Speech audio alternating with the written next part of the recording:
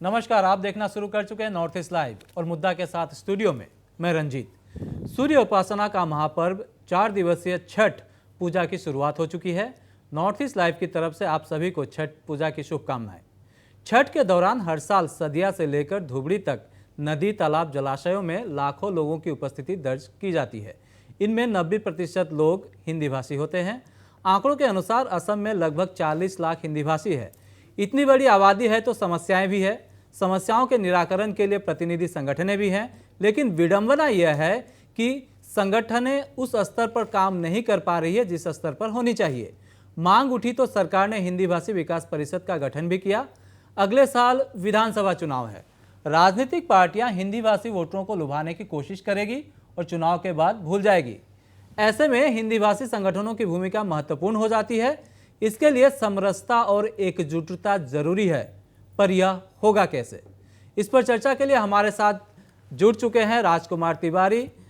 ये है प्रांतीय महामंत्री पूर्वोत्तर प्रदेशीय मारवाड़ी सम्मेलन के। हमारे साथ जुड़ चुके हैं गौरव सोमानी, उपाध्यक्ष है हिंदी भाषी विकास परिषद के। हमारे साथ रमन झा जुड़ चुके हैं, प्रवक्ता है कांग्रेस के। हमारे साथ तिनसुकिया से जुड़े हैं कैलाश कुमार गुप्ता, ये अध्यक्ष है अखिल असम भोजपुरी परिषद के। हमारे साथ बहुत जल्द जुड़ जाएंगे परशुराम झा, पदाधिकारी है हिंदुस्तानी पंचायत ठाकुरबाड़ी एवं काली मंदिर समिति के। हमारे साथ जुड़ने वाले हैं वरिष्ठ भाजपा नेता विजय गुप्ता, बहुत जल्द हमारे साथ स्टूडियो में उपस्थित होंगे। आप सबका कार्यक्रम में स्वागत है।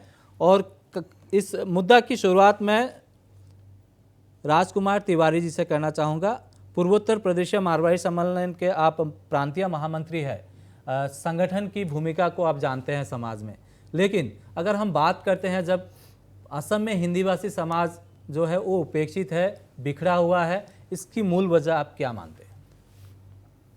नहीं, ये आपने प्रश्न निश्चित उचित उठाया, लेकिन बिखरा हुआ है ये मैं नहीं मानता। सजग प्रहरी के रूप में अपने अपने स्तर पर हिंदी भाषी समाज की विभिन्न संस्थाएं हैं, संगठन हैं, वो अपने स्तर पर कार्य करती हैं। और मारवाड़ी सम्मेलन भी और मारवाड़ी युवा मंच भी अपने स्तर पर संगठन के कार्यों को अंजाम देते हैं।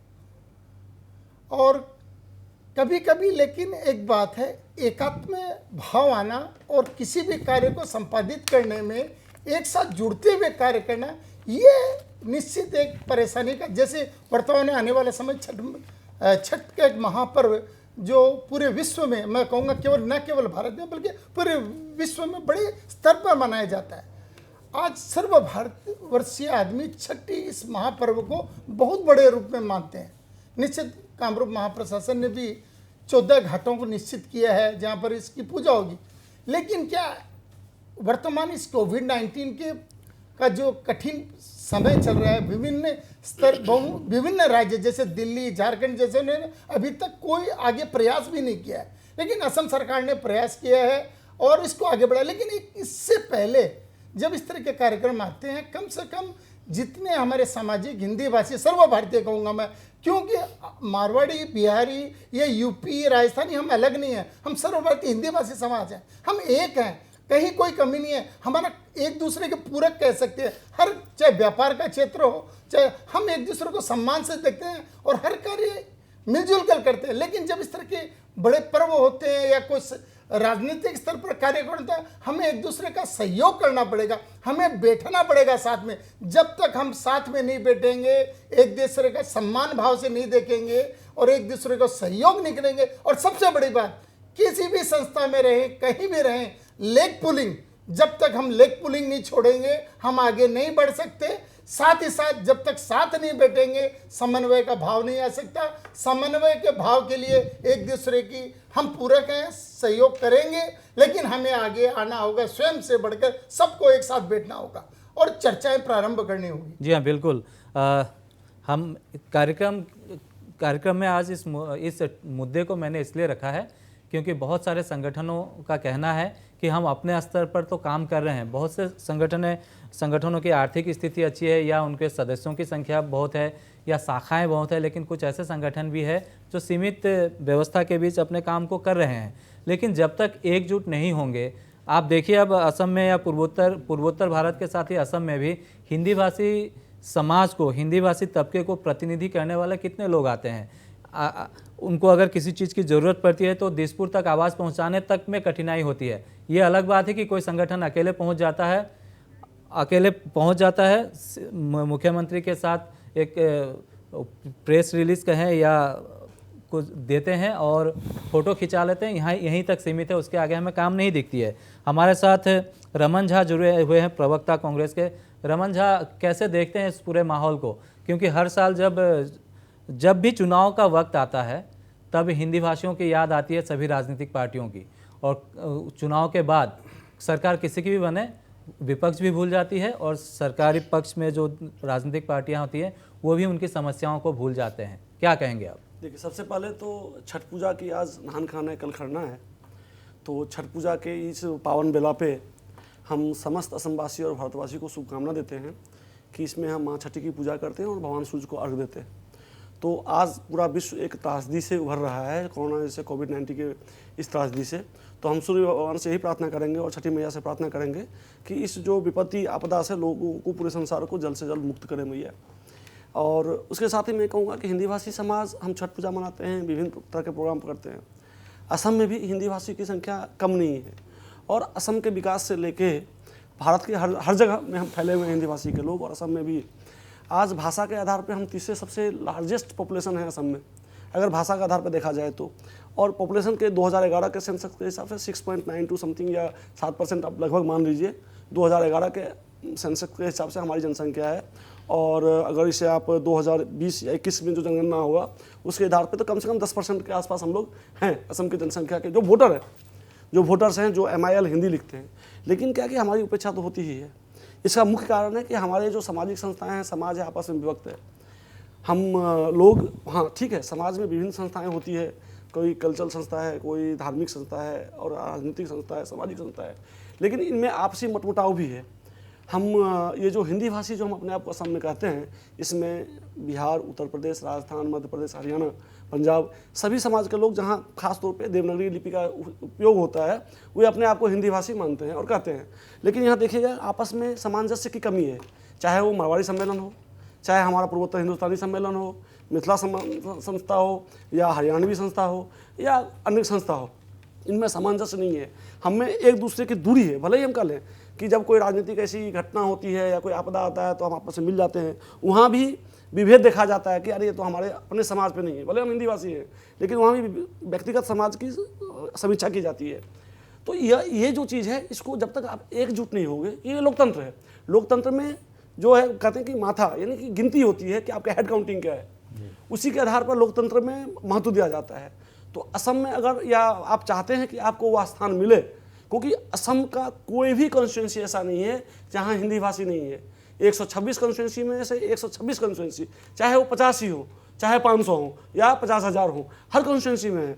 लेकिन क्या है कि हम बिखरे हुए हैं, हमारा समाज भी बिखरा हुआ है, हम जगह एकत्रित नहीं है, इसलिए हमारी उपेक्षा है। छठ पूजा में भी आप देखेंगे 2015 से छठ पूजा पे अभी हम लोगों को छुट्टी मिलने लगी है, इससे पहले छुट्टी नहीं मिलती थी। असम में आप देखेंगे कि MIL को, हिंदी को हटा दिया गया है MIL से। अभी यहाँ आपका 3 भाषा है जिसे MIL की दर्जा दिया गया और हिंदी भाषियों को बाध्य कर दिया गया है कि आप ये 3 भाषा में से ही एक चयन करें, जबकि हिंदी MIL राष्ट्रीय भाषा है। तो उपेक्षा है, लोग इस पर आवाज़ नहीं उठाते हैं। आवाज़ कब उठाएंगे, ये शर्म की बात है। मैं अगर कहता हूँ, आज मैं कहने के लिए बाध्य भी हूँ कि असम की 300 करोड़ जनता जो थी, 3 करोड़ 30 लाख जनता असम की, या भारतवर्ष के अन्य राज्यों के भी लोग इसे देख रहे होंगे, आपके चैनल को देखते हैं। कई बार मैंने दिल्ली से भी देखा है कि आपके चैनल पे ही टॉक शो में रिएक्शन आया है, टेलीफोनिक, ये सब तो देखते हैं कि जब किसी भी राजनीतिक दल के व्यक्ति विशेष को हिंदी भाषी के नाम पे कोई पद चाहिए या उनकी अपने राजनीतिक दल में कहीं ना कहीं को थोड़ी सी उपेक्षा महसूस होती है, तो वे हिंदी भाषी संगठन बना कर देते हैं, सभी संगठन के पीछे दौड़ते हैं, मीटिंग करेंगे, प्रेस रिलीज देंगे और दबाव बनाएंगे उन पॉलिटिकल पार्टी पे या सरकार पे या विपक्षी पार्टियों पे, जो भी राजनीतिक दल पे, ताकि उनको कोई ना कोई पदवी और मिल जाए और उसके बाद वे समाज की कोई चिंता नहीं करते हैं। तो ऐसे नेता लोग, हम कहते हैं कि हमारे लोग हमारे साथ खड़े नहीं हैं, तो मैं ये भी कहने के लिए आज बाध्य हूँ कि हमारे जैसे नेता, मैं कहता हूँ मैं भी किसी न किसी राजनीतिक दल से संबंध रखता हूँ और मैं भी एक पार्टी का प्रवक्ता के हिसाब से यहाँ बैठा हुआ हूँ, लेकिन यह सच है कि हमें भी खुल के जितना समाज के बीच जाना चाहिए हम नहीं जा पाते हैं। विपत्ति जब जरूरत शायद पड़ता है यही तो हम वजह है समाज का इस्तेमाल करते कि हैं। हिंदी भाषी समाज के जो प्रतिनिधि करने का दावा करते हैं उनके प्रति हिंदी भाषी समाज के लोगों की जो विश्वसनीयता है वो उस स्तर पर नहीं बन पाई है। और ये बहुत बड़ी विडंबना है कि इसी वजह से असम में उन्हें प्रताड़ित भी होना पड़ता है, जहाँ पे जो अधिकार उन्हें मिलना चाहिए वो नहीं मिल पा रहा है। हमारे साथ परशुराम झा जुड़े हुए हैं, पदाधिकारी है हिंदुस्तानी पंचायत ठाकुरबाड़ी एवं कालीबाड़ी समिति के। कार्यक्रम में आपका स्वागत है परशुराम जी।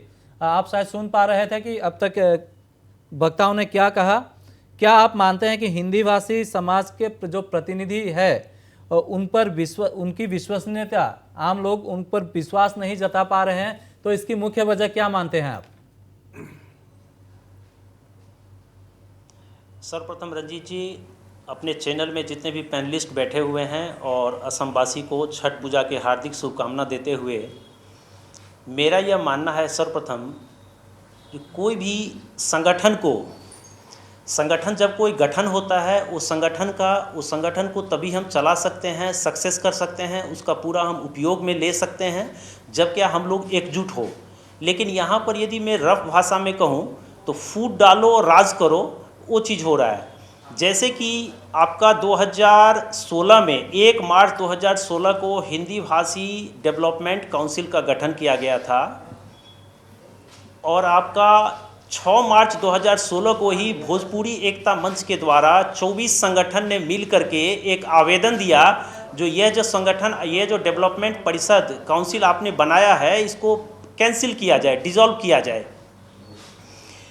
और उस पर विचार करने के लिए गवर्नमेंट बाउंड हो गई। फिर आपका 24 मार्च 2016 को ऑल असम भोजपुरी युवा छात्र परिषद ने एक पेटिशन दिया जो उसको डिसॉल्व करके भोजपुरी डेवलपमेंट काउंसिल का गठन किया जाए।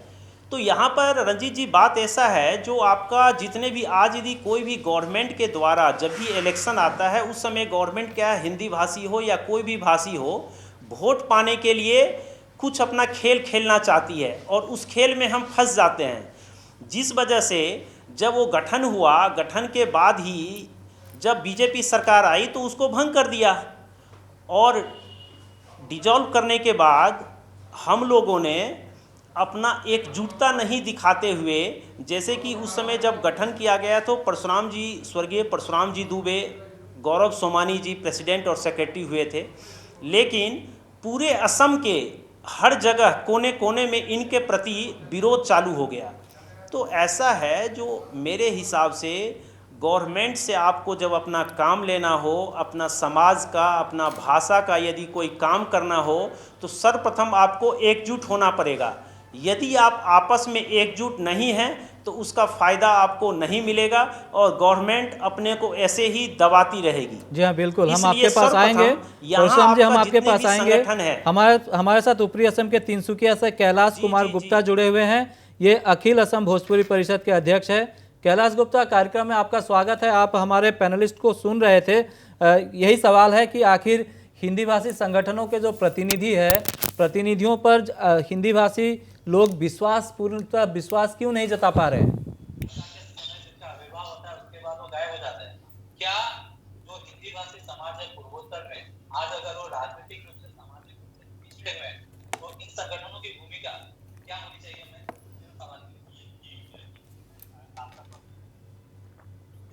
असम में जो है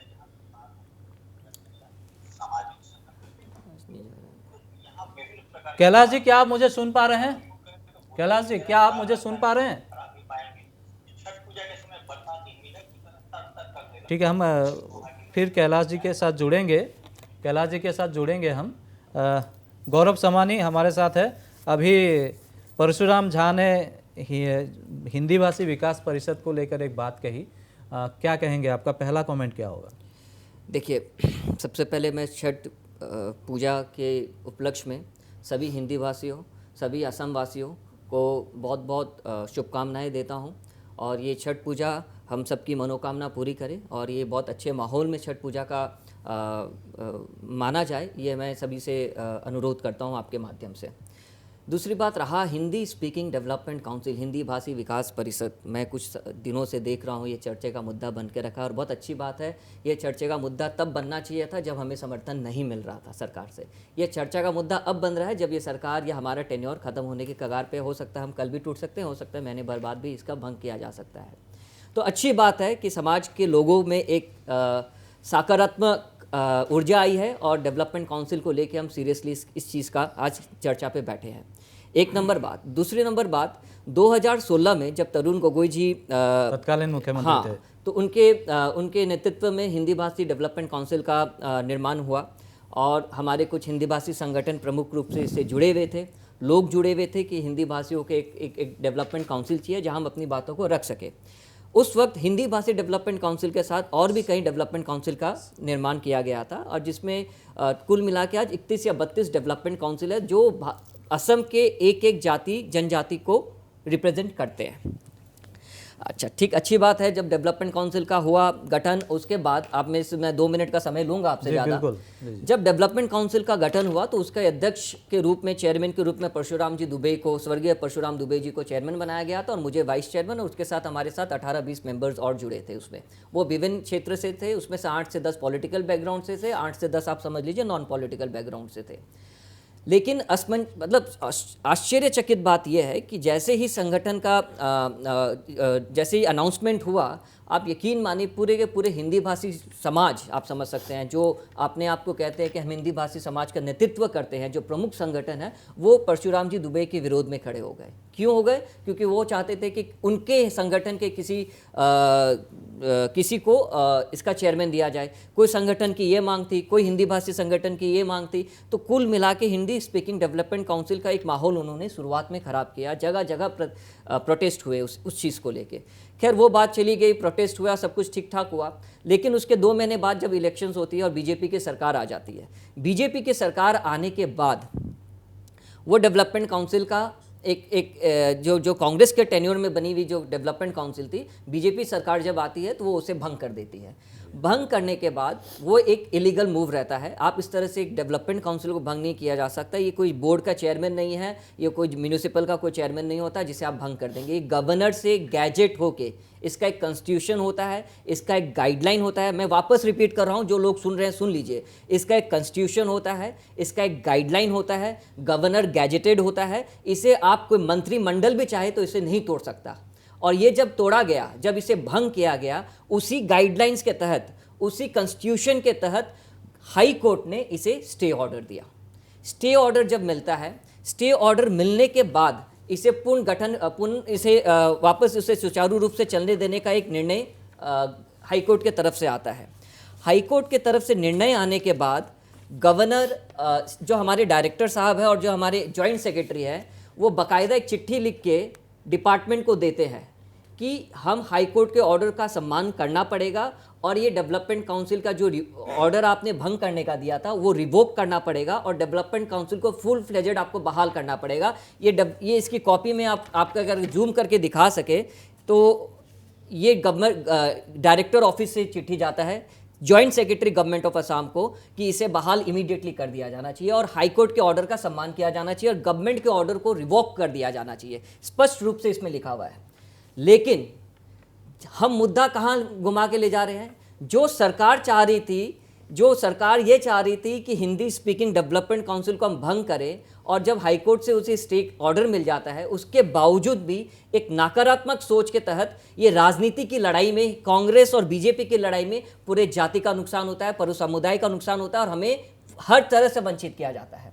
आप यकीन मानिए लास्ट 4 से 5 सालों में हमें एक भी पैसा, आप प्लीज़ रिकॉर्डेड रखिएगा, हमें एक भी पैसा नॉन प्लान में नहीं मिला है। ना हमें कोई ऑनरेरियम मिला है, ना हमें कोई आने जाने का खर्चा, ना मीटिंग का खर्चा, ना ऑफिस, कुछ भी नहीं मिला गया है सरकार की तरफ से।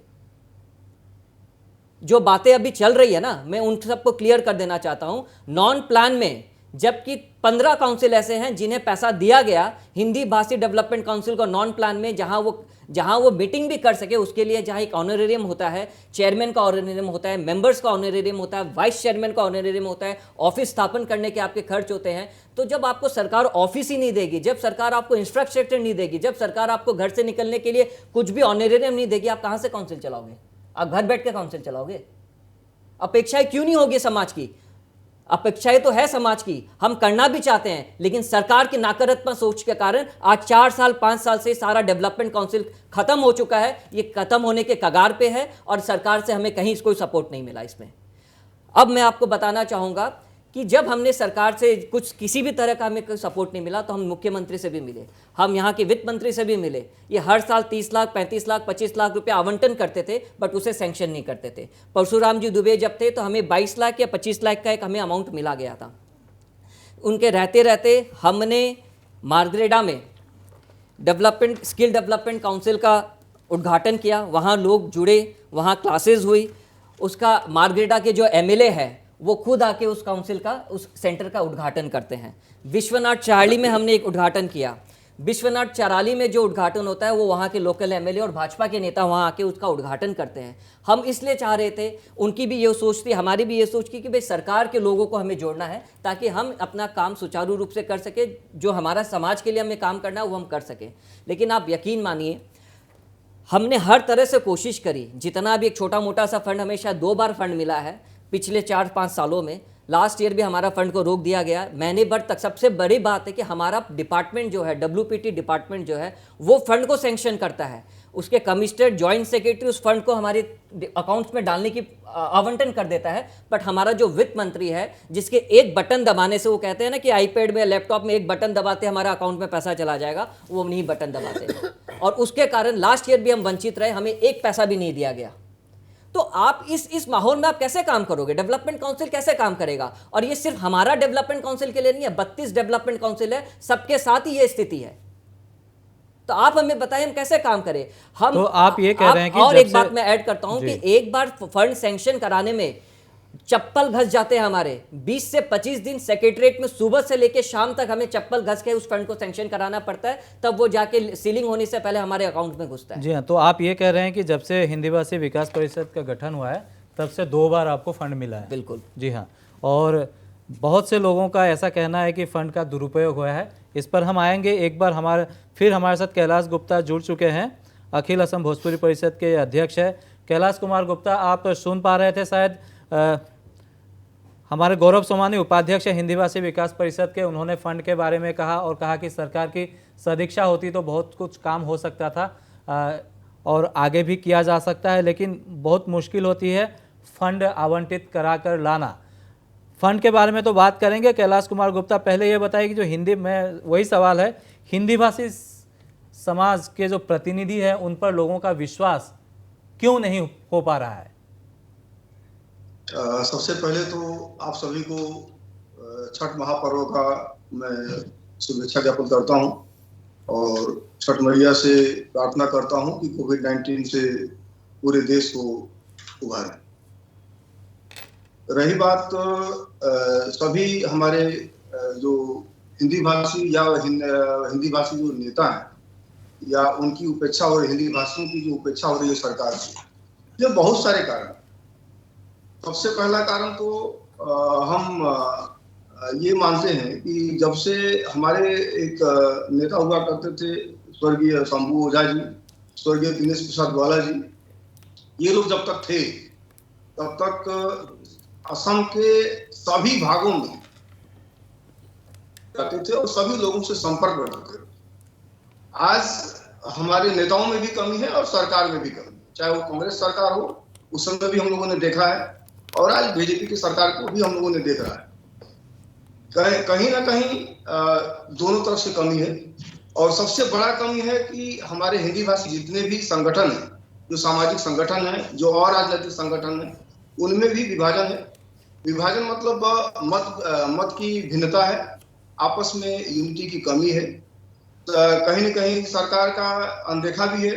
आप देखेंगे 2011 के सेंसस में पूरे असम की जो असम में भोजपुरी भाषी का, खासतौर से भोजपुरी भाषी की संख्या थी 7% लगभग। आज वो बढ़कर के 10% जरूर हो गई।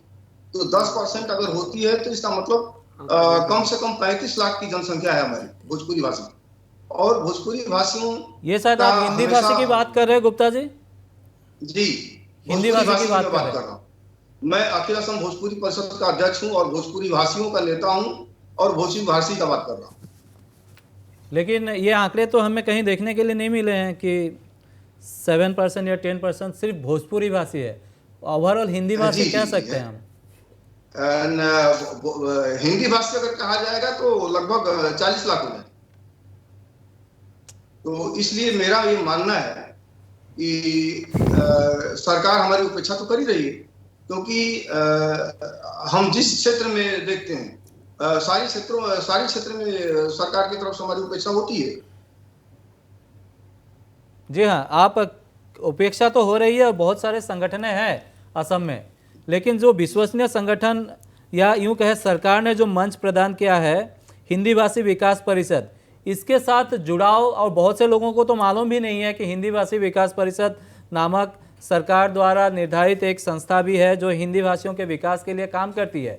तो ये आप कैलाश कुमार गुप्ता जी, हिंदी भाषी विकास परिषद के उपाध्यक्ष जो है गौरव सोमानी हमारे साथ मौजूद है। उन्होंने कहा कि 2016 में जब इसका गठन हुआ था, सरकार ने गठन किया था, उसके बाद से 2 बार फंड मिल चुका है और कई जगह उन्होंने कार्यक्रम भी किया है, लेकिन फंड जारी नहीं होने की वजह से उन्हें बहुत मुश्किलों का सामना करना पड़ रहा है। इस बारे में आप क्या कहेंगे? मतलब बात ऐसा है कि देखिए, ये जो हिंदी स्पीकिंग डेवलपमेंट काउंसिल का जो गठन किया गया 2016 में, 2009 में 9 से ही अखिल असम भोजपुरी परिषद भोजपुरी डेवलपमेंट काउंसिल का डिमांड कर रही थी और भोजपुरी डेवलपमेंट काउंसिल गठन होने की प्रक्रिया लगभग तय भी हो चुकी थी, लगभग पूरी भी हो चुकी थी, लेकिन कुछ हमारे ही नेताओं की कमी की वजह से भोजपुरी डेवलपमेंट काउंसिल न देकर के हिंदी स्पीकिंग डेवलपमेंट काउंसिल किया गया और जिसमें बहुत सारा मतलब 90% ऑफ 99। जहाँ कैलाश कुमार गुप्ता के साथ हमारा संपर्क कट गया, हम फिर से उनके साथ जुड़ेंगे। हम चर्चा कर रहे हैं कि हिंदी भाषी संगठनें अगर बिखरी रहेगी तो हिंदी भाषी लोगों का विकास या जो उनका अधिकार है, राजनीतिक है, सामाजिक है, उस पर असर पड़ रहा है। और चाहे वो पढ़ाई शिक्षा के क्षेत्र में हो, राजनीति के क्षेत्र में हो, कला संस्कृति के क्षेत्र में हो, बहुत बड़ा प्रभाव पड़ रहा है। इस पर चर्चा को हम जारी रखेंगे, लेकिन फिलहाल रुकेंगे एक छोटे से ब्रेक के लिए। बने रहिए हमारे साथ। इसके बाद जो है हमारे साथ विजय गुप्ता जुड़ चुके हैं। विजय गुप्ता से भी हम उन पर भी सवालों के बौछार करेंगे कि आखिर क्यों भाजपा के आने के बाद भी हिंदी भाषी समाज जो है वो तकलीफ में है, इस पर चर्चा करेंगे। लेकिन फिलहाल रुकेंगे एक छोटे से ब्रेक के लिए।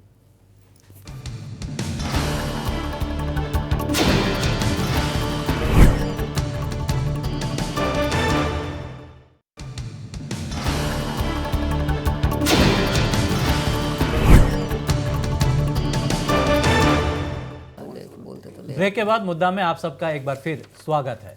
आज हम चर्चा कर रहे हैं हिंदी भाषी संगठनों की भूमिका, असम में हिंदी भाषियों की स्थिति और हिंदी भाषी विकास परिषद की मौजूदा स्थिति को लेकर। हमारे साथ भाजपा के वरिष्ठ नेता विजय गुप्ता जी जुड़ चुके हैं। विजय जी, सबसे पहले बताएं कि हिंदी भाषी विकास परिषद का गठन जो किया गया था वो हिंदी भाषियों के भले के लिए किया गया था, हिंदी भाषियों के सर्वांगीण विकास के लिए किया गया था, लेकिन आज वो स्थिति दिख नहीं रही है। और आपकी सरकार 4 साल से है, सबका साथ सबका विकास का आपका नारा है, क्या कहेंगे? आपने कहा कि विकास दिख नहीं रहा, विकास चारों तरफ दिख रहा है। असम के अंदर में आप कहें तो विकास किस कोने से नहीं आ रही है, सारों कोने से आ रही है। और इस असम के अंदर में रहने वाले प्रति व्यक्ति जो भी कोई किसी भी धर्म का हो, किसी भी भाषा का हो, किसी भी जाति का हो, किसी भी समुदाय का हो, उसके ऊपर जो है ना विकास की जो हवा एकदम अच्छी तरीके से बह रही है। कहीं कोई अविकसित अपने आप को महसूस नहीं कर रहा। आप पर्टिकुलरली जिस हिंदी भाषी डेवलपमेंट काउंसिल की बात कर रहे हैं, निश्चित रूप से जो भी आज देखिए अभी असम के अंदर हमारे पास में करीब 40-42 डेवलपमेंट काउंसिल्स हैं। 31 है सर, 31 है ना अभी, और इस बार हमने और भी बढ़ाया है। वो सब जोड़ करके मैं टोटल 45 की लिस्ट आई है। तो 45 डेवलपमेंट काउंसिल जहां हैं, स्वाभाविक रूप से उस डेवलपमेंट काउंसिल के लोग जो उनके पदाधिकारी होते हैं, जो उनकी टीम होती है, जो उनकी कमेटी होती है, वह हिंदी भाषियों को डेवलपमेंट करने के लिए सरकार के पास प्रपोजल देती है, सरकार के पास प्रोजेक्ट देती है, और सरकार उस प्रपोजल और प्रोजेक्ट को देकर के जो हमारे पास SOP है, ये जो गाइडलाइन है, उसी गाइडलाइन के अंतर्गत उनको सहायता दिया जाता है। अब सिर्फ इकोनॉमिकल असिस्टेंस या सिर्फ फाइनेंस देने से भी किसी जाति का विकास नहीं हो सकता है, क्योंकि ये बात एकदम सर्वविदित है कि जो हिंदी भाषी समाज है असम के अंदर में, वो किसी भी तरीके से कम नहीं है। अगर आप उसकी आर्थिक अवस्था की बात करें तो वो आर्थिक स्थिति में एक वो अपने आप में खुद ही वो हमें कह सकता हूँ कि एक संस्था है, और वो चाहे तो प्लान एंड प्रोजेक्ट लेकर के उसका विकास कर सकते हैं। यहाँ कमी क्या है कि जो भी लोग हिंदी भाषी हमारे जो लोग हैं, और जब डेवलपमेंट काउंसिल बनते हैं और उसका जो नेतृत्व करने को उनको दिया जाता है, तो वो पैरासाइट परजीवी की तरह से काम करते हैं लोग कि ये परजीवी है, सरकार हमको दे हम कुछ करेंगे, सरकार हमको दे कुछ करे, सरकार हमको दे सरकार। यह जो मानसिकता है अभी इसको खत्म करना पड़ेगा, क्योंकि आत्मनिर्भर का युग चल रहा है। हर व्यक्ति को, हर संस्था को, हर सरकार को आत्मनिर्भर होना पड़ेगा। जहां तक फाइनेंस की बात है, फाइनेंस इकट्ठा करना, आज CSR फंड है, मैं कहता हूं कि एक डेवलपमेंट काउंसिल को सिर्फ सरकारी नहीं देगी, आज कारपोरेट सोशल रिस्पॉन्सिबिलिटी एक फंड होती है। जितने भी कारपोरेट हाउसेज हैं उनके आय का 2% हम ले सकते हैं और अपने सोशल डेवलपमेंट के लिए, चाहे वो एजुकेशनल डेवलपमेंट हो या स्पोर्ट्स का हो या कल्चर का डेवलपमेंट हो या विभिन्न तरह की जो भी समस्याएं, उन समस्याओं का समाधान हम कर सकते हैं। रही बात कि हिंदी भाषियों को सरकार से क्या क्या अपेक्षाएं हैं, निश्चित रूप से कोई भी सरकार हो, देखिए मैं किसी सरकार की वकालत तो नहीं कर रहा, जो भी सरकार हो उन सरकारों तक अपनी बात को पहुंचाना, और पहुंचाने के बाद उस समस्याओं के समाधान के लिए हमें एकबद्ध होना और एकत्रित होना, और एकत्रित होकर के उस समस्या को कैसे हम समाधान कर पाए, सबका सहयोग लेकर के हम आगे बढ़ेंगे। तो मेरे को लगता है कि कोई भी सरकार नहीं, कि सरकार भी आगे एकजुटता बहुत जरूरी है। हाँ, सरकार भी आगे बढ़ती है, बशर्ते कंडीशन यही है कि आप खुद असेसमेंट करें, आत्ममंथन करें कि आप कितने एकत्रित हैं, या कुछ पाने के लिए आपकी सामर्थ्य का कितना डिस्प्ले है, उसका कितना प्रदर्शन है। क्योंकि देखिए कलयुग में संघे शक्ति, अगर आपके पास शक्ति है तो शक्ति का प्रदर्शन भी होना चाहिए, उसकी आवाज़ भी होनी चाहिए, और अगर आप प्रदर्शन करेंगे, आपकी आवाज़ रहेगी, तो कोई भी संस्था आपके सामने झुकेगी, ये मेरा ऐसा मानना है। जी हाँ, बिल्कुल। और आपने जैसा कहा कि सबके साथ अच्छा ही हो रहा है। हम दर्शकों को बता दें कि एक फ़ोन नंबर जारी कर दिया गया है। अगर आपको लगता है कि हिंदी भाषियों की समस्याओं का निराकरण नहीं हो रहा है, अगर आपकी कोई समस्या है इस संबंध में, खासकर हिंदी भाषी विकास परिषद को लेकर और अपने संगठन को लेकर, तो हमें कॉल कर सकते हैं। हमारे पास पैनलिस्ट बैठे हुए हैं, वो ज़रूर आपके सवालों का जवाब देंगे। गौरव सोमानी, क्या आप विजय गुप्ता जी ने जो कुछ भी कहा, उन्होंने कहा कि सबके साथ अच्छा हो रहा है, सबका विकास हो रहा है, आप कह रहे हैं फंड नहीं मिल रहा है, आपकी भी कुछ सीमित व्यवस्थाएँ हैं, बहुत तरह की बातें आती है, जब फाइलें घूमती है, मैं भी मानता हूं, लेकिन बात तो वहीं पे अटक जाती है ना। इतनी सारी संगठनें हैं, आप शायद उनके साथ जुड़ नहीं पा रहे हैं, जिसकी वजह से एक आवाज़ बुलंद नहीं कर पा रहे हैं आप। देखिए, पहले तो मैं हमारे जो भाजपा के नेता हैं बड़े भाई विजय जी गुप्ता, उनको मैं यही कहूँगा कि वो कह रहे हैं ना कि हिंदी भाषियों का सब जगह विकास हो रहा है, आर्थिक रूप से बहुत वो सबल है और सब कुछ किया जा सकता है, और जो नेतृत्व है उनके पैरासाइट है। तो मैं इनके लिए यही कहना चाहूँगा कि भाई रस्सी जल गया पर बल नहीं गया। इन लोगों के मानसिकता में इतना पैरासाइट हो गया है कि ये सब कुछ अच्छा ही दिखता है इनको, दिन को भी अच्छा, रात को भी अच्छा, यहाँ विकास। इनके पास इतना विकास हुआ है ना हिंदी भाषियों का कि आज आप एक हिंदी भाषी संगठनों के पास जब जाएंगे ना, तो इनको पता चलेगा कि ये कहीं खड़े होने लायक भी नहीं रहेंगे। अगर ये हिंदी भाषी संगठनों के साथ जाके बैठक कर लेंगे ना, इनको इनकी असलियत पता चल जाएगा बीजेपी के आज हिंदी भाषी संगठनों में क्या असलियत है। ये कहते हैं कि फंड नहीं देगा तो डेवलपमेंट काउंसिल काम करेगा, कहाँ से काम करेगा? और आप फंड क्यों नहीं देंगे? आपने डेवलपमेंट काउंसिल का आपको फंड देना होगा और आपका ये जिम्मेदारी है। आपने जाति विशेष को लेकर आपने खुद कहा कि फंड जारी करना बहुत मुश्किल होता है। गौरव सोमानी, आपने खुद कहा, मैं ये कह रहा हूं कि हिंदी भाषी संगठन में बहुत सारी संगठन है, चाहे वो मारवाड़ी समाज से आता हो, पंजाबी समाज से आता हो, हरियाणी समाज से आता हो, बिहारी समाज से आता है, उत्तर प्रदेश के हो, झारखंड के हो, बहुत सारे हैं। आप उनको एक साथ लेके सरकार के पास नहीं, ये सरकार आंखों में पट्टे बांध रखी है। ये सरकार, आप ये बताइए, आज एनआरसी का जब मुद्दा हुआ, हमने यहाँ किस दिन का दरवाजा नहीं खटखटाया था? डेवलपमेंट काउंसिल तो बहुत छोटा मुद्दा है। एनआरसी के मुद्दे में हमने हमारी पूरे अस्तित्व यहाँ पे खिलवाड़ हो रहा था, अस्तित्व के साथ हमारी लड़ाई हो रही थी। यहाँ स्टेट का कोई भाजपा का लीडर हमारी सुनवाई नहीं किया। जब हम लास्ट केंद्रीय मंत्री से मिलने गए, गृह मंत्री से मिलने गए, जब हम कांग्रेस बीजेपी के बड़े बड़े नेताओं से दिल्ली में जाके जब मुलाकात करी, तब जाके हमारी आवाज़ इनके कान में रेंगने लगी थी। तो आप भाजपा के नेता के बारे में और यहाँ के सरकार के बारे में, हिंदी भाषियों के लिए हित के बारे में आप ना हमें बताए तो बढ़िया रहेगा। इन्होंने सारी सीमा लांघ कर दी है, इन्होंने सारी सीमाएं पार कर दी है। जितनी उपेक्षाएं, जितनी जितनी जितनी हमारे सामने जो सौतेला व्यवहार हुआ है हिंदी भाषियों के साथ, जिस जोश से, जिस उत्साह से हिंदी भाषियों ने भाजपा के सरकार को समर्थन करके यहाँ की सरकार बनाई थी, आज उनसे आप जाके पूछिए उनमें क्या निराशा है। आप कहते हैं दल संगठन जाके सरकार पर दबाव बनाए, आपको लगता है ये दल संगठन जाके सरकार पर दबाव बना सकेगी? अरे भूल जाइए, आप अपॉइंटमेंट नहीं ले सकते इस मुख्यमंत्री के। आप हिंदी भाषी संगठन यहाँ मुख्यमंत्री का कम से कम महीनों बीत जाते हैं, वो अपॉइंटमेंट नहीं देते हैं। आप किस तरह की दबाव की बात कर रहे हैं? और सुनिए, इंटरफेयर करना चाहूंगा, 6 महीने साल भर में ये जो आरोप लगा रहे हैं मुख्यमंत्री पे, गलत आरोप लगा रहे हैं। अभी कुछ दिन पहले मैंने आप एक बार मुख्यमंत्री संगठन को लेकर के गया था, आपका कहाँ है, वाला आपका प्रोजेक्ट कहाँ है, आपका प्रपोजल का? आप कहते हैं कि सरकार पैसा नहीं देती है। आप बताइए मेरे को कि आपने किस संगठन के साथ में, नहीं मेरी बात सुन लीजिए, आपने कहा, मैं एक बात आपको पूछ रहा हूं, बताइए कि आप किस संगठन के साथ, किस संगठन को साथ में लेकर के, किस प्रोजेक्ट को लेकर के आप सरकार के पास गए? आप मेरे को बताइए। अरे भाई साहब, आप नहीं गए हैं, कैसे नहीं गए? आप सुन लीजिए मेरी बात। सरकारें जो है एनआरसी, आप एनआरसी की बात की, एनआरसी की बात, मैं एनआरसी की बात पहले मुख्यमंत्री से खुद मिल के आया हूं, व्यक्तिगत रूप से हमने मुख्यमंत्री से मिला है। हम हेमंत बिश्व शर्मा आपके फाइनेंस मिनिस्टर से मिला है। आप गले फाड़ के बड़ी बड़ी बातें करते रहेंगे और अपनी ढपली बजाएंगे कि भाजपा ने ये किया, आशा ने किया। विकास विकास विकास विकास है क्या? विकास आपके, तो आप भी बजा रहे हैं। 15 साल तक आपने क्या किया? आपके स्टूडियो के भाषण में है, विकास आपके भाषण में है, हमारे भाषण में स्टूडियो के भाषण में है। असलियत पे आइए, असलियत पे आइए। आप कौन दल संगठन की बात करते हो? आपके पास कोई मुद्दा नहीं है। आपके पास जब भी आपको बुलाएंगे, यहाँ विकास, वहाँ विकास, दिन को विकास, रात को विकास। अरे क्या विकास किया आपने? कहाँ हिंदी भाषियों के अस्तित्व के साथ आप खिलवाड़ कर रहे हैं? आप मेरे को बताइए, खिलवाड़ कर रहे हैं। आपने हमारे अस्तित्व के साथ पूरे जातीय समुदाय को आपने नष्ट किया है।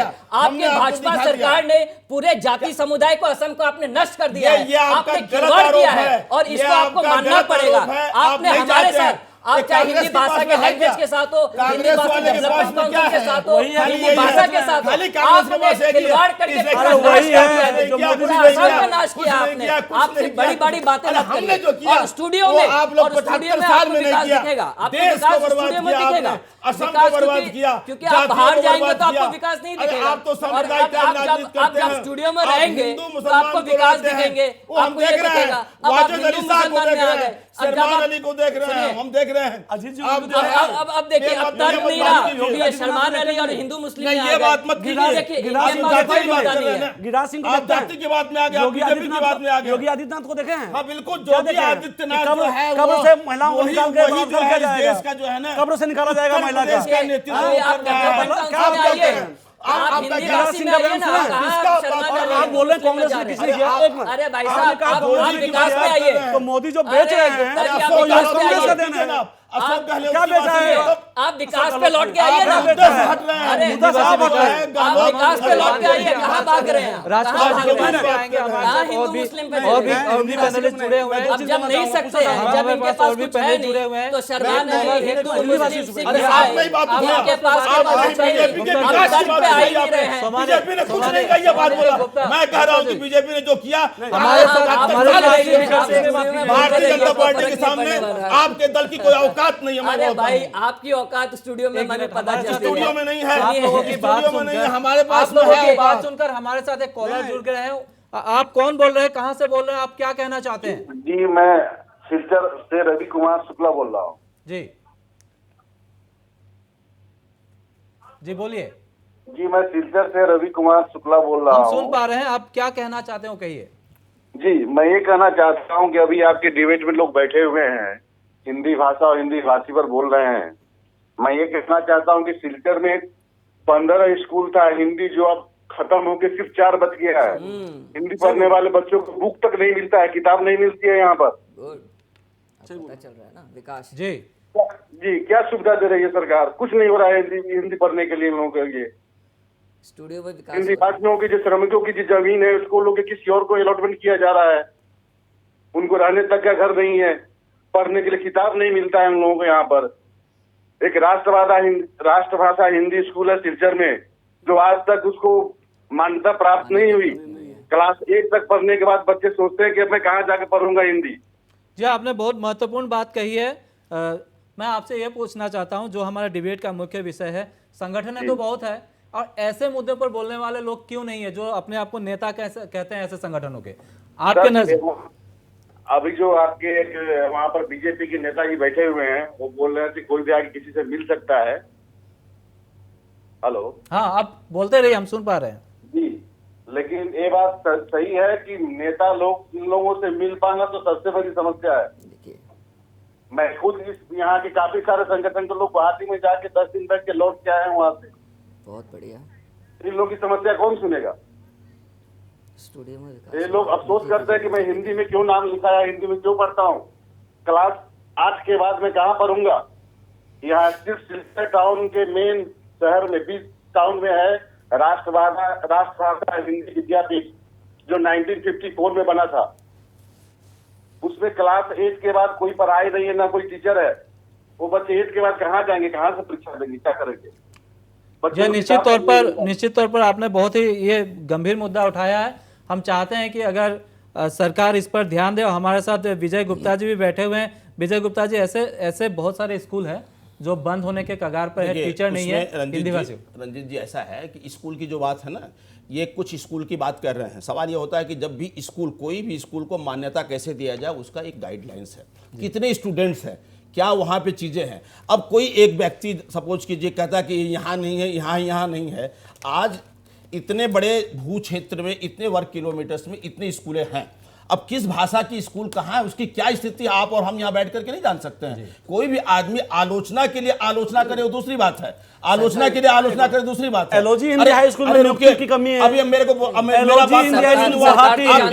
लोग डिबेट नहीं कर सकते। आप गलत कैसे करते हैं? आपके मेरा बात खत्म नहीं हुआ, बोलते हैं मैं आपको यहाँ बता रहा हूँ, मेरी बात सुनिए। नियुक्ति खाली है, शिक्षक की भर्ती नहीं हो रही। मेरी बात तो सुनिए, आप मेरी बात तो सुनेंगे नहीं, खाली आप एलओजी की बात कर रहे हैं। आपने कहा तो मैं मेरी बात तो सुनिए, मेरी बात सुनिए। आप गाइडलाइन नहीं जानते। आप लोगों का प्रॉब्लम क्या है कि आप लोग गाइडलाइन जानते हैं। बीजेपी वाले ही जानते हैं। अरे बीजेपी वाले जानते हैं, तभी सरकार बना रहे हैं, तभी बना रहे हैं। जनता उनके साथ है। 70 साल आपको क्यों नहीं वोट दिया जनता ने? और तो बर्बाद कर रहे हैं। सुनिए, जनता आपसे कम वोट नहीं देती है। अरे आप मेरी बात तो सुनिए। पोस्टल बैलेट आपको बात सुनने का साहस क्यों नहीं? जीत रहे हैं ना। अरे आप, मैं जो बोल रहा हूँ, रमन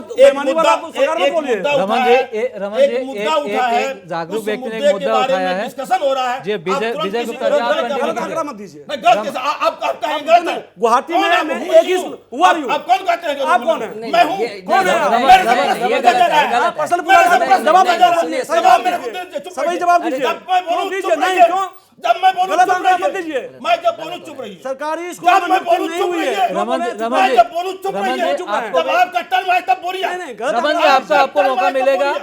एक बहुत ही गंभीर हिंदी भाषी जो समाज जो देख रहा है, उनका उत्तर दे रहा है, बीच में जो है की स्थिति पर बोल रहे हैं। आप सुन नहीं सकते हैं। आप बोलिए, रमन जी को सवाल होगा तो आप पूछ लीजिएगा। वो स्कूल बंद होने के कगार पे। मेरी बात सुनिए। जी हाँ, बिल्कुल। जब कोई भी एक व्यक्ति बोलता है, मैंने देखे, मैं किसी को बोला, उन्होंने बोला, मैं जब बोल लेता हूं उसके बाद आप लिखिए, नोट कीजिए और बताएं, हमको पूछिए, हम बताएंगे। जब मेरे से प्रश्न पूछा जा रहा है तो उत्तर मेरे को देना है। आप क्यों दे रहे हैं? मैं ये कह रहा था कि एजुकेशनल, सुनिए, आज किसी भी शिक्षण संस्था में आज अध्यापक नहीं है, आज आपके पास में इंफ्रास्ट्रक्चर नहीं है, आपके पास में समस्या है। उस समस्या के समाधान के लिए आपके पास अगर मंच है, आपके पास में अगर संगठन है, उस संगठन के द्वारा आप मेरे को बताइए कि कब आप गए। और अगर आप नहीं गए और आप यहाँ आकर के चाहेंगे कि हम यहाँ बैठ करके समस्या का समाधान करेंगे, नहीं होगा। मैं आपको आज आपके माध्यम से चैलेंज देता हूँ और निवेदन करता हूँ कि किसी की भी कोई समस्या है, उस समस्या को लेकर के वो आए, भारतीय जनता पार्टी के कार्यालय में जाएं, उनके नेता के पास जाए, जो मिलता है। अब आप चाहेंगे कि हम सब किससे मिले? हम प्राइम मिनिस्टर से मिले, हम जो है चीफ मिनिस्टर से मिले। भारतीय जनता पार्टी के नेताओं से, आपके स्तर के नेताओं से आप मिलिए। अगर कुछ नहीं होता है तो आप यहाँ आए, हमें बताएं, हम समस्या का समाधान करें। मैं आपके गौरव समान मैं इसमें कुछ बोलना चाहूंगा। नहीं, मैं एक बार एक कमेंट को एक बार मैं एक कॉलर जुड़े हैं, जवाब दे देता हूं। एक कॉलर जुड़े हुए हैं हमारे साथ। आप कौन बोल रहे हैं, कहां से बोल रहे हैं और क्या बोलना चाहते हैं?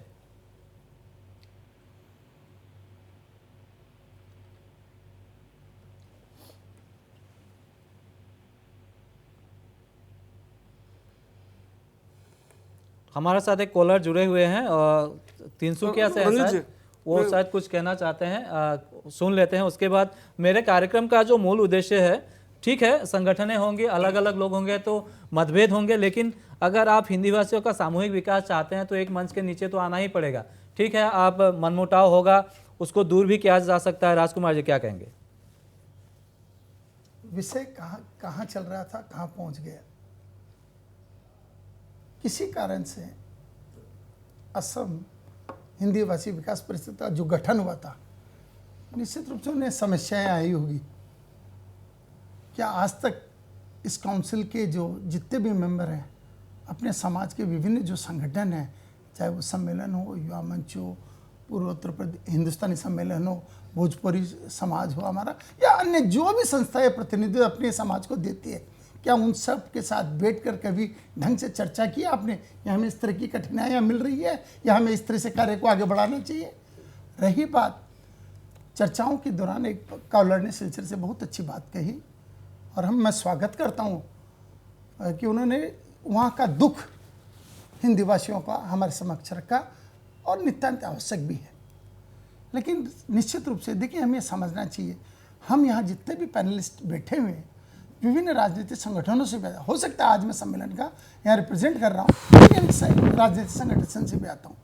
तो जो एक गाइडलाइंस की बात होती है, एक सिस्टम होता है, उसको हमें फॉलो करना ही होगा। हम किसी कारण से उन सिस्टम को यदि फॉलो नहीं करते हैं, और वो कमियां जब तक रहेंगी तब तक गतिविधियां आगे नहीं बढ़ती, उसको अंजाम नहीं दिया सकता। तो कहीं ना कहीं मैं इन कॉलर महोदय से आग्रह करूंगा, आज आपके इस मुद्दा कार्यक्रम के माध्यम से आप अपनी स्थिति वर्तमान सरकार के या स्टेट ऑफिस बेयर्स को काइंडली हमें डिटेल्स में भेजें।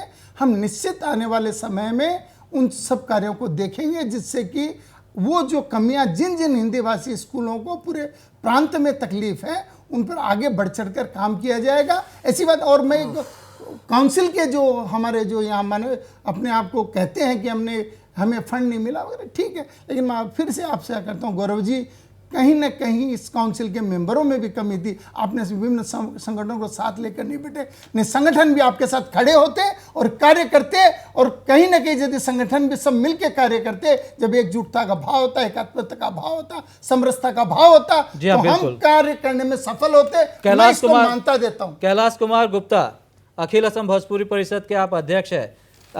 हिंदी भाषी विकास परिषद है तो सबके भले के लिए है। क्या आप हिंदी भाषी विकास परिषद के साथ मिलकर, जो अखिल असम भोजपुरी परिषद है, और दूसरे संगठनों को भी एक साथ एक मंच के नीचे लाकर हिंदी भाषी विकास परिषद का जो उद्देश्य है उसका पूरा करने में सहयोग करेंगे?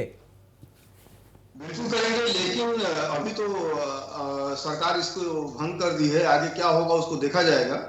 लेकिन 2016 में जब इसका गठन हुआ था, 2016 में जब इसका गठन हुआ था तो 17-18 में 26,40,000 हमें मिला था पहला फंड, तो स्किल डेवलपमेंट के लिए, स्पोर्ट्स के लिए और कल्चरल प्रोग्राम के लिए। उसके लिए हम लोगों ने 4 प्रोग्राम किया था विश्वनाथाचार्य में जी। इसके बारे में बता चुके हैं हमें, आपके उपाध्यक्ष बता चुके हैं। मेरा सवाल यह है कि हिंदी भाषी विकास परिषद के उद्देश्य को अगर सही मायने में पूरा करना है, तो क्या आप जैसे भोजपुरी परिषद है और दूसरे संगठनों को एक साथ लाकर, एक मंच के नीचे लाकर अपनी आवाज बुलंद करेंगे? कैसे करेंगे? मतलब ऐसा है कि बिल्कुल करेंगे, जहां हिंदी भाषी और भोजपुरी भाषी लोगों का भले की बात है, वहां हम जरूर एक होंगे और हम मदद भी करेंगे। लेकिन अभी मेरा कुछ एक प्रश्न है। अभी विजय गुप्ता जी ने कहा कि हमारे पार्टी या हमारी सरकार हर बात को सुनने के लिए तैयार है। हमारी कुछ समस्याएं हैं जिसको लेकर के माननीय मुख्यमंत्री जी को हमने कई बार आवेदन किया है अपॉइंटमेंट के लिए, लेकिन नहीं मिला। कारण क्या है मुझे नहीं पता। सबसे पहला प्रॉब्लम क्या है, समस्या है आज के दिन में कि एपीएससी बोडो भाषा को भी प्रश्न आता है, बंगाली भाषा में भी आता है, असमीज में भी आता है। हिंदी भाषा को उसमें क्यों नहीं रखा गया है? नंबर 1। नंबर 2, कुछ पूरे असम से टेट में जो लोग हिंदी MIL को लेकर के उत्तीर्ण हुए हैं, आज उनकी नियुक्ति बंद है, क्यों? इस पर इनका क्या जवाब होगा? तीसरा चीज होगा कि आज हिंदी माध्यम के विद्यालयों में, हमारे एक भाई साहब ने कहा कि बहुत सारे विद्यालय बंद हो रहे हैं। इसके कई सारे कारण हैं। अभी हिंदी माध्यम के कई ऐसे विद्यालय हैं, मैं उदाहरण दे दूंगा बाद में, अगर लिखित रूप में दे पाऊंगा। कई ऐसे विद्यालय हैं जो हिंदी माध्यम के विद्यालय हैं, उनमें असमिया माध्यम के शिक्षकों की नियुक्ति की जा रही है। मैं ये नहीं बोलता कि असमिया भाषी लोगों का हिंदी विद्यालय में अपॉइंटमेंट नहीं होना चाहिए, मैं स्वागत करता हूँ, होना चाहिए, लेकिन असमिया भाषा के या किसी भी भाषा भाषी के लोग हों, उनका MIL हिंदी होना पड़ेगा, तब हिंदी स्कूल में उनका नियुक्ति किया जाए, ना कि उनका MIL आसामीज हो या बंगाली हो और उनका अपॉइंटमेंट हिंदी माध्यम के विद्यालयों में किया जाएगा तो पढ़ाएंगे क्या? ये एक बहुत बड़ी समस्या है, इस पर सरकार को नजर देना पड़ेगा। साथ ही एक और समस्या था जिसको लेकर के मैं माननीय मुख्यमंत्री से मिलना चाहता था, लेकिन अपॉइंटमेंट नहीं मिल रहा। इसका कारण क्या है? इसका मतलब है कि हिंदी भाषियों का उपेक्षा हो रहा है। बिल्कुल, मैं बोलना चाहूँगा। हम कार्यक्रम के आखिरी पड़ाव में है। आपने अच्छी बातें कही, बिल्कुल विजय गुप्ता जी भी सुन रहे थे, समय की कमी है। मैं आखिरी बार गौरव सोमानी से कहना चाहूँगा, हिंदी भाषी विकास परिषद की जो जहाँ तक बात है, इसमें करप्शन की भी बात आई है, उस पर आप बोलिए। देखिए, हिंदी भाषी डेवलपमेंट काउंसिल का फॉर्मेशन जिस तरह से हुआ ना, तो इसके काम करने का प्रक्रिया भी उतना ही पुख्ता है। ये जब सरकार आई थी तो 3 कैटेगरी इन्होंने बनाए थे, स्किल डेवलपमेंट, कल्चरल और स्पोर्ट्स। इसमें क्या होता है कि जब आप कोई काम को करते हैं तो इसमें इसका एक पूरा का पूरा एक इस तरह का सिस्टम बनाया हुआ है कि हम ना तो किसी को अपने हिसाब से काम दे सकते हैं और ना हम उनका हम बिल क्लियर कर सकते हैं। समझ गए? मतलब अगर हम किसी को काम दे रहे हैं तो उस काम की मॉनिटरिंग होगी डेप्यूटी डायरेक्टर या डायरेक्टर लेवल पे, वो आएंगे, वो उसका निवारण उसको वो पर्सनली मॉनिटर करेंगे, वहाँ देखेंगे। फिर जब बिल सबमिट होता है तो बिल सबमिशन का स्क्रूटनी भी वो डायरेक्टर लेवल पर आदमी करेगा, उसके बाद वो बिल सैंक्शन होगा। तो ये जो बातें बोलते हैं ना कि करप्शन हुआ, गबन हुआ, ऐसे हुआ, वैसे हुआ, ये क्या स्टूडियो में आके बातें करनी बहुत आसान होता है, क्योंकि उनको लगता है हम ऐसा बोल देंगे तो लोग बाग को थोड़ा सा मज़ा मिलेगा, मसाला मिलेगा, TRP मिलेगा। अगर भाई साहब गबन करके, करप्शन करके अगर काउंसिल को चलाना है तो मैं समझता हूँ कि जो सिस्टम है ना, वो पूरे के पूरे सिस्टम को आपको बंद करना पड़ेगा। मैं इस चीज़ पर मानूंगा कि ये सरकार पे ये जो सिस्टम बनाया गया था, जिसपे हमारे हाथों का जो पावर है बिल्कुल ख़त्म कर दिया गया था। हम बिना तो बिल सैंक्शन करने के लिए कुछ बोल सकते हैं, जब डायरेक्टर या डेप्यूटी डायरेक्टर आके मॉनिटर करेंगे। और इसमें एक और स्किल डेवलपमेंट का क्या नियम है, जब आप स्किल डेवलपमेंट में आप जब स्टूडेंट्स को आप कोचिंग देते हैं तो उसकी एक कोचिंग देने के बाद नेशनल स्किल डेवलपमेंट दिल्ली से एक टीम आती है, वो उसका पर्यवेक्षण करती है, वो उसका एग्जाम्स लेती है, उसके बाद उसको पास होने के बाद उसको बिल क्लियर होता है। तो ये जो सिस्टम बना हुआ है उसको आप कैसे तोड़ के जा सकते हैं, कैसे तोड़ के जा सकते हैं? और सब चीज़ एक पब्लिक फोरम में है। बातें करना अच्छी बात है, आलोचना करते रहिए, हमारे हिंदी भाषी में तो ये कमी है, आलोचना करते रहिए, कमी को दूर करने के लिए मैंने आलोचना करते रहिए, लेकिन इसका था। निराकरण नहीं मैं है। लेकिन मैं पूरी जिम्मेदारी के साथ आपके स्टूडियो से, रंजित राय जी के शो से ये बोलना चाहूंगा कि डेवलपमेंट काउंसिल को हमने बहुत अच्छी तरह से जितना भी हमसे संभव हो सकता था चलाया है, और हमने लोगों के लिए मदद भी की, और इससे डेवलपमेंट काउंसिल के स्किल प्रोग्राम से गवर्नमेंट के काफी जनों को इनको रोजगार भी मिला है, रोजगार भी मिला। और हमारे एक सीनियर मेंबर कैलाश गुप्ता भी इससे जुड़े हुए हैं, वो भी में ही है, भोजपुरी परिषद के वो अध्यक्ष भी है, वो भी इस चीज से समर्थ करेंगे कि उन्होंने भी हमें सहयोग दिया है। एक एक मेंबर हमने सहयोग करके, जी हाँ, बिल्कुल सहयोग की तो हम समझ रहे हैं। तो आप करप्शन की बात को इनकार करते हैं?